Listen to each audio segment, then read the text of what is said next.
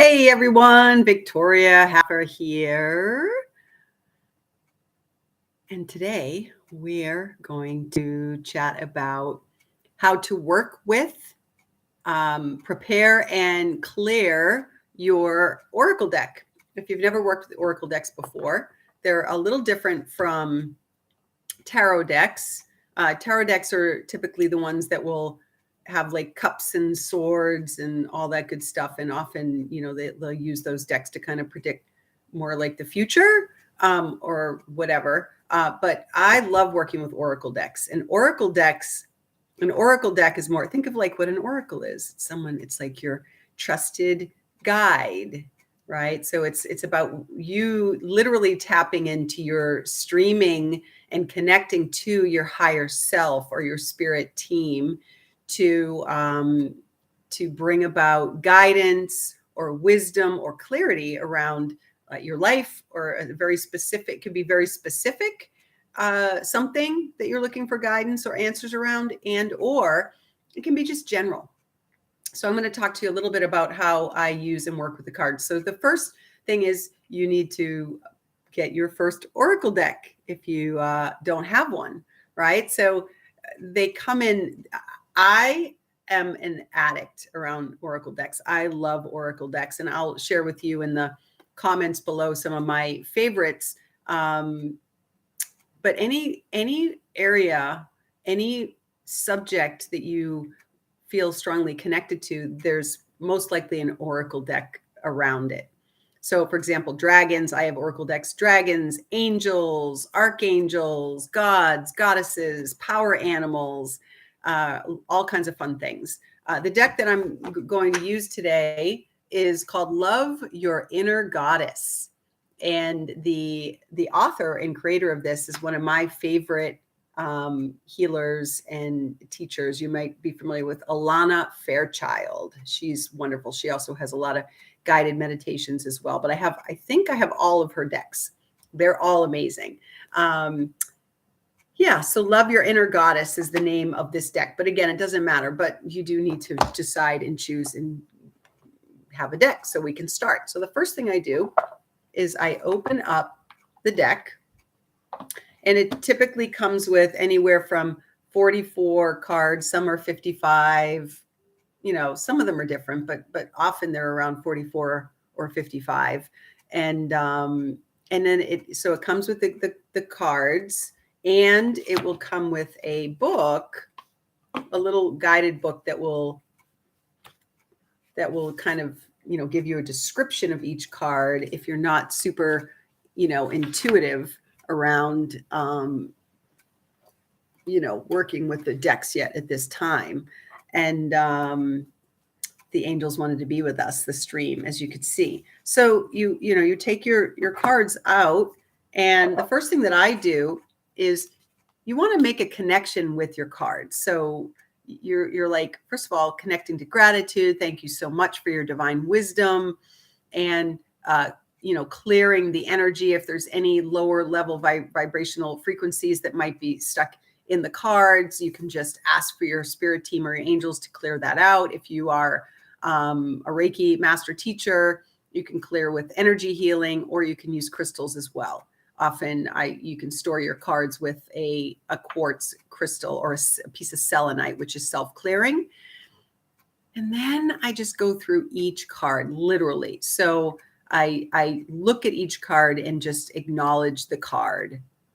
So here are some of, the artwork is really cool. This isn't her typical, I think she worked with, there's a different artist on this deck, and her name is Lisa Ferrante.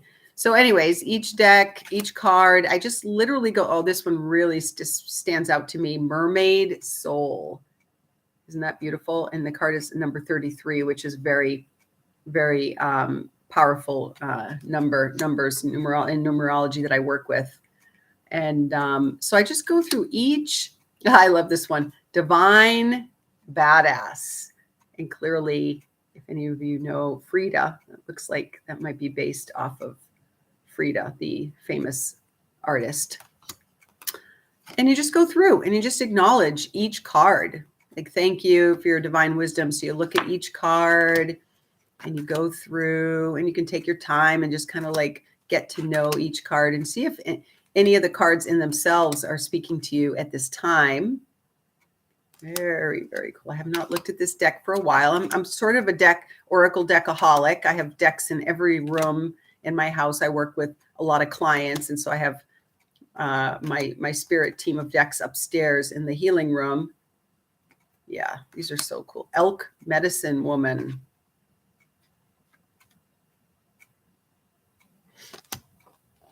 Lioness.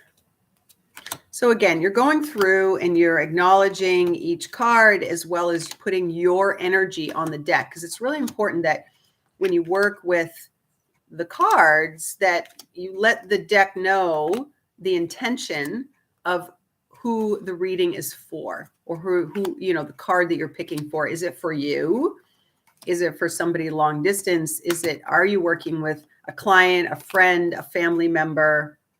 And so you do want to let your deck know when you are working with them, setting the intention. Oh, I love this one. The last card. When darkness surrounds you, be the light. You are the light. You are the universe. That's beautiful. Okay, so you've got your energy on them. And then, you can choose to clear them. I often will, you can put them in a windowsill for 24 hours, clear and charge them up, and put a crystal on top so that they get sun and moon energy. You don't have to do that, but if that feels light for you, I would recommend that you do that. And then there's a couple different options. In whatever deck you get, there will be different spreads that you can work with inside of the little book.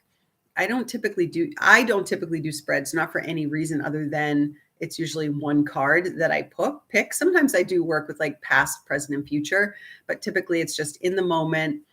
How I will use the decks for me personally as part of my daily ritual is that many of you who follow me know that ritual, your daily ritual is how I teach people how to heal themselves. And so that's pretty cool. But, if you can use this when you're having a challenge in any aspect of your life, whether it be your health or money or a relationship or maybe job, or if you're just kind of like interested, like, okay, what information does my higher self want to bring to me, right? Bring out of the darkness into the light so that you can create awareness around this thing. So that's it. You say your intention. It can be silently or out loud, or you can ask a question. Typically, you don't want to ask a yes or no question because it's just going to give you a lot of information. And then there's two ways that you can pick the card. Now, how I do it when I'm doing a reading for myself is I literally will shuffle. And then if a card kind of pops out or flips out, or sometimes they'll literally go flying out, that's the card that I choose. So I picked Earth Goddess, and maybe this is for you, whoever's watching the video, Earth Goddess. And so the first thing I do, because ultimately what I do is I teach you how to trust your own inner knowing, right? Imagine if that was your greatest superpower, if you always knew what was the thing, right? You could trust your own inner guidance, your own inner GPS about every aspect of your life. Like, how powerful would that be? How amazing would that be? And so, looking at the card before you even look at the deck, what is this? And in little words, it says who you are. And then there's a word love on the side. Number 44, again, for those of you who are into numerology and follow like spiritual numbers, what each numbers mean, what the angels might be communicating with you, Earth Goddess. And for me, this is really about like Mother Earth, Gaia, who I have a very strong connection with, and that, I constantly am in dialogue with nature and the fairies and the elemental realm and the spirit, the sprites and the plant spirits and all of that. And then, so you kind of get the intuitive take from the card, whatever this card is telling you. And then you go to the book and then you just read. And every oracle deck is going to be different. Like this specific deck with Love Your Inner Goddess by Alana Fairchild says in the reading, and then it gives spiritual guidance, and then it gives you a sacred ritual. So that's pretty cool. So there's like next steps of things to do if it's an area of your life that you might be challenged with, right? So I use these really anytime that you're not feeling maybe in balance. If you're having a conundrum and you're not sure like which road to take, or you could just make it a part of your morning ritual, which is what I love to do. Often in the morning, I get up, I have and I've done videos on my morning ritual, but I invite my spirit team in. I invite Sophia, Christ consciousness, into my being. I delete, destroy, and uncreate my relationship with everything in the world. And then I repeat 10 times, all life comes to me with ease, joy, and glory. And that's a Access Consciousness tool. Yeah. And then if I feel the need to, if I want to do some journaling or there's something heavy going on in my world, I might just pick a card and just say like, hey, what do you need me to know? What do you want me to know? Now you can also do that in the evening. That could even be a better place for you, like at night before you go to bed. I also have a very specific evening ritual, which includes clearing my energy and maybe using crystals or tuning forks or sage. And then once again, I will pick a card and just say, what is it that I need to know? What do I need to shine light on that perhaps it sits in the darkness, and where can I put my awareness on? And then you just pick a card.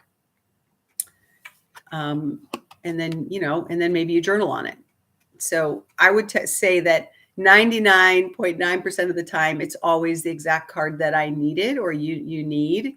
And working with my clients will come in, whether it be via Zoom, because I do work with clients all over the world, and or working with clients as well. The angel team just wants to keep coming into this video. So it's whoever's watching the video is definitely being blessed with lots of high vibrational love from my healing team and from the Galactic Federation, and all of the healing light beings out there. So that's pretty cool.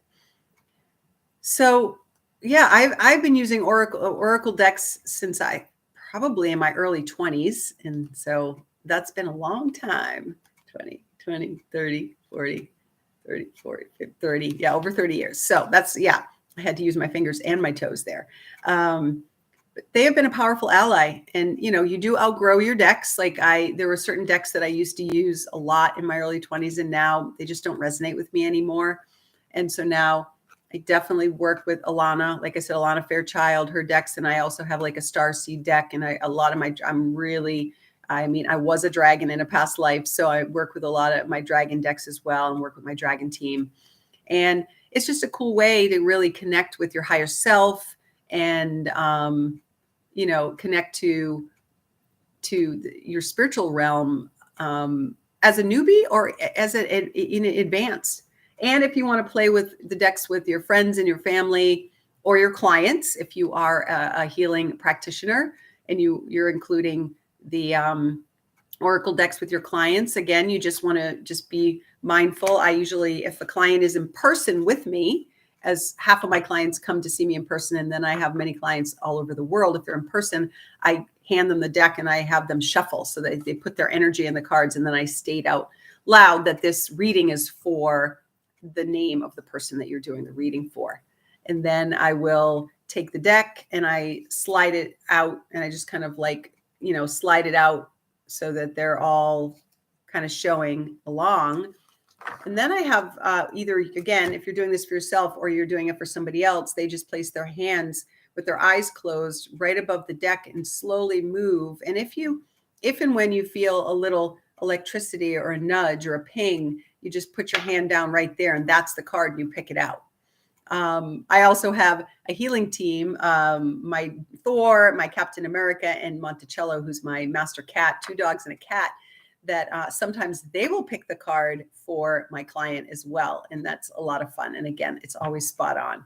So yeah, so I hope you found this video helpful. And if you did, please put a comment or two down there, love the video, and subscribe to my channel if you haven't already. Let me know if there's any other videos that you'd like to see around the metaphysical world, quantum physics, healing, and connecting to the astral plane, or angels, or your animal guides, or your animals that are alive right now as well, because I also assist and support people to in communication with that realm as well. But let me know what you thought. I'd love to hear from you, and have a magical day.